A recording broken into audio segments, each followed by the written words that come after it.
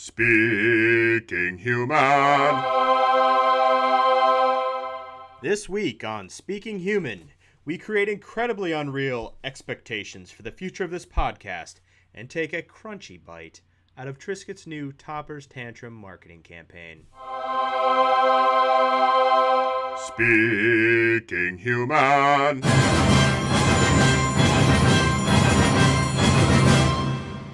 Welcome to the Speaking Human podcast. This is the official podcast of Monsters Unlimited. I'm Shad Conley, and with me is Patrick Jabber. Just to give everyone a little background, since this is episode number 1, numero uno, I come from the copywriting side of things, so I'm the communication, the written word. That's sort of my background. Patrick, why don't you tell the folks a little bit about your background?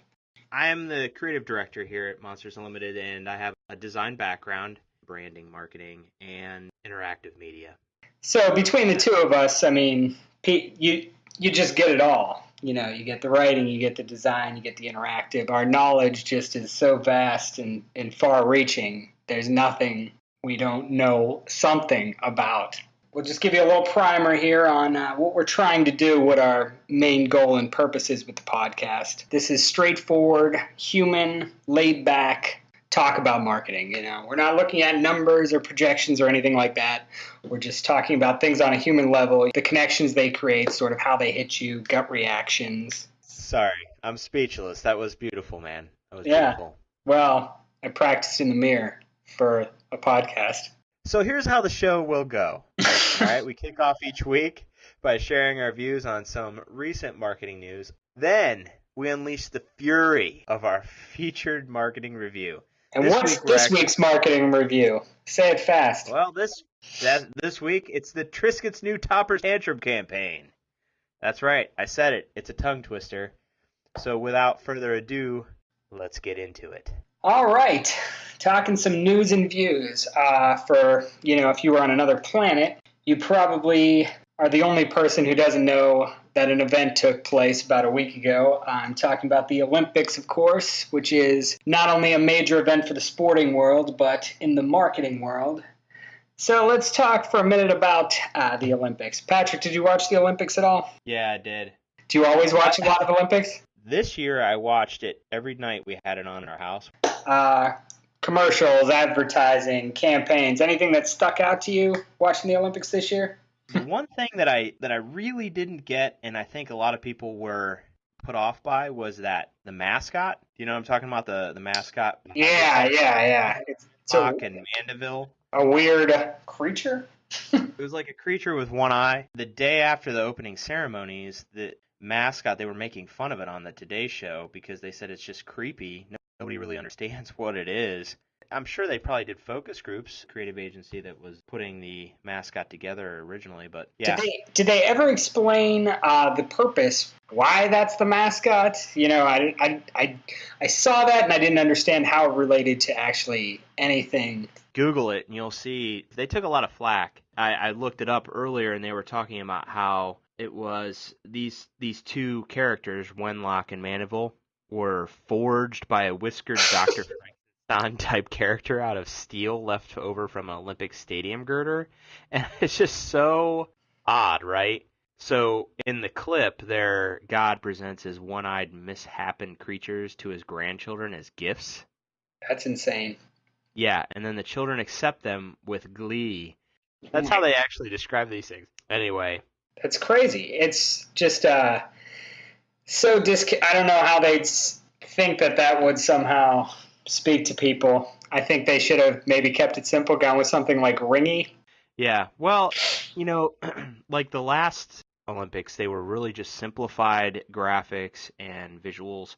And I think that's the best way to go when you're talking about something that's global, right? Because as soon as you start to get real detailed in the iconography, you could really start to offend different cultures, and I guess they didn't think that through.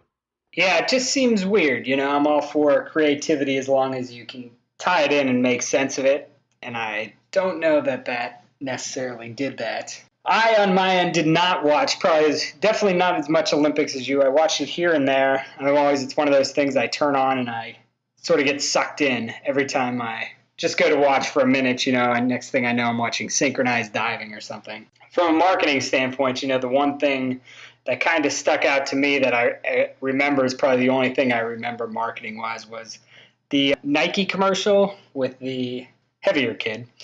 He's running down the road. It lasts I'd say the whole thing's like a minute long of just him slowly. I mean, it's a very slow burn, the commercial. It's just this kid. He starts out in a distance, and then he finally gets up to where the camera's filming at the end of the commercial. And then it says, "Find your greatness."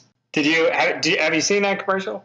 I haven't seen the commercial, but I do remember a clip. It must have been after they played the commercial because it just showed 3 seconds of that. Well, it's gotten a lot of buzz, news and stuff, and people online are talking about it, and they're like, was it good, was it bad? It's kind of almost like Super Bowl commercial buzz, and that one was the one I at least remember. It stuck out to me as something different, and also because just the way the commercial is, the way it's such a slow one take, it stuck out. I sat there, and I just was kind of hypnotized by the screen staring at it.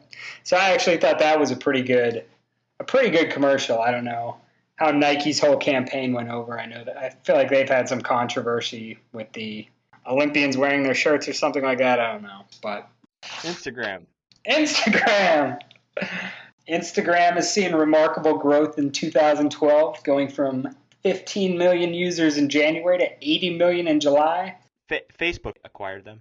Yeah, though I thought today that they said because Facebook's value has gone down, the value of Instagram has gone down. I'll tell you this, I use Instagram almost daily right now.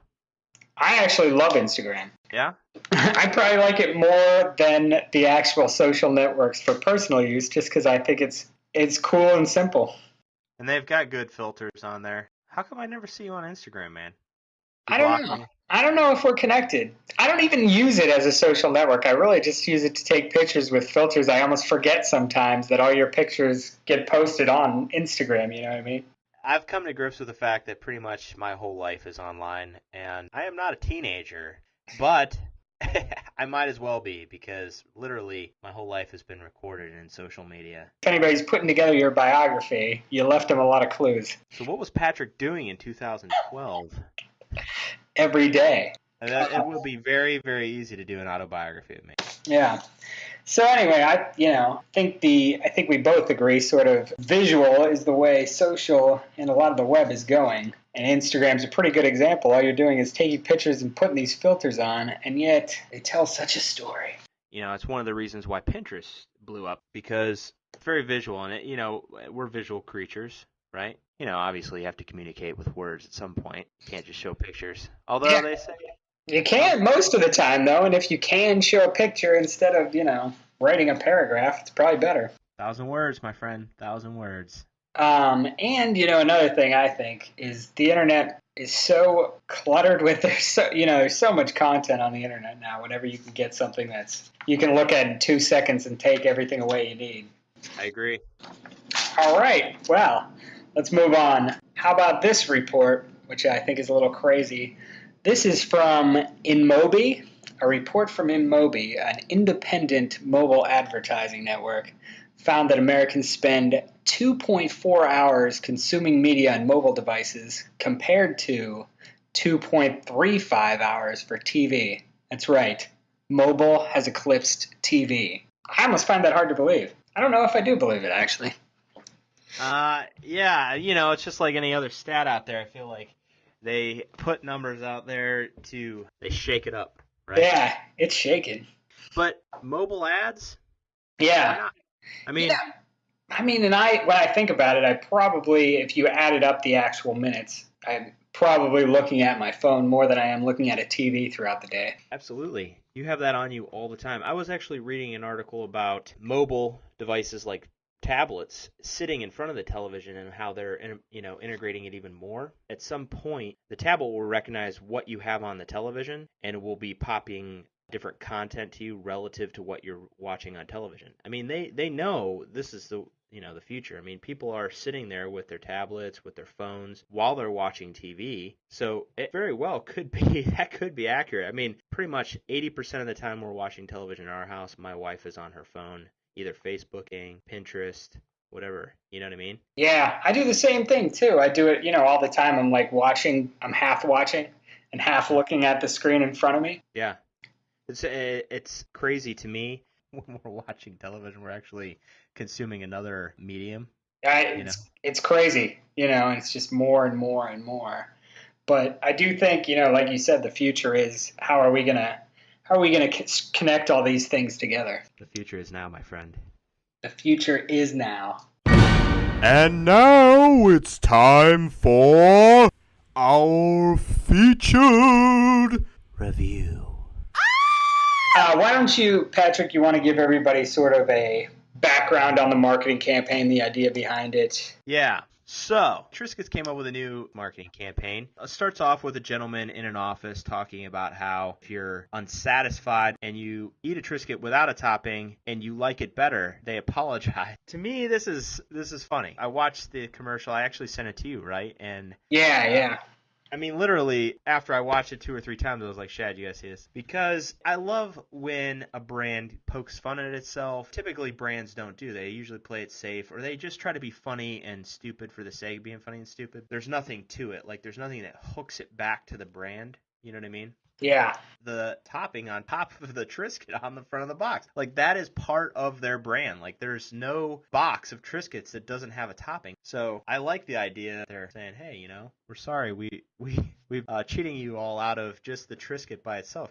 I do think it's a pretty clever marketing campaign, though. They turned their own brand on its head. I'm looking at one of their press releases right now, and it says, Triscuit seeks to make amends with angry, satisfied customers who have discovered that delicious moment of how great a Triscuit cracker can be when it's toppingless. Angry, satisfied customers. I like that. Yeah, it's good. It's smart. It's witty. It's one of those things you're just like, that's pretty clever. I don't know how they thought of it, but it's pretty good. I particularly like the fact that the guy who's talking about the Triscuits in the commercials. The fake spokesperson, the actor spokesperson guy? Yeah. They have that guy on the Triscuit Facebook page with a sign next to him in his office that says, pardon our cheese. Their social's pretty good, though. They integrated it pretty well. They're giving away a box of crackers, which is pretty smart.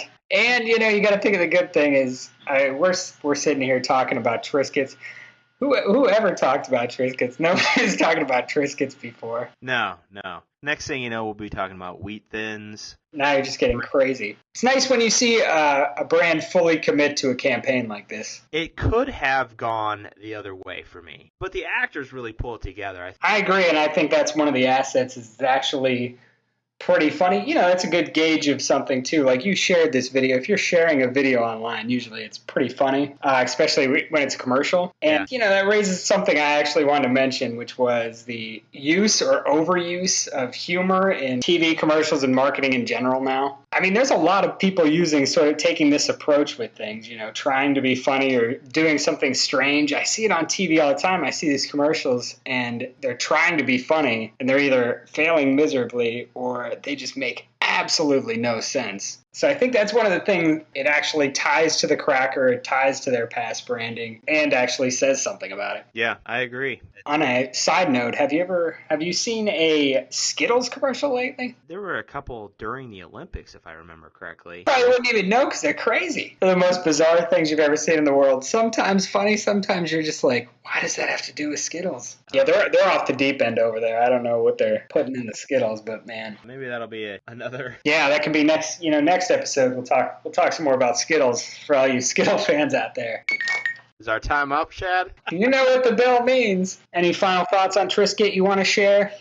No, I'd give it 4 humans out of 5. I'd probably agree with it. Man, I'd probably give it 3.5 humans to 4. Ooh, a half a human? How are you going to do that? I just love giving halves. Well, that's it for this week. We'll be back next Monday and every Monday with more marketing chatter on the Speaking Human podcast.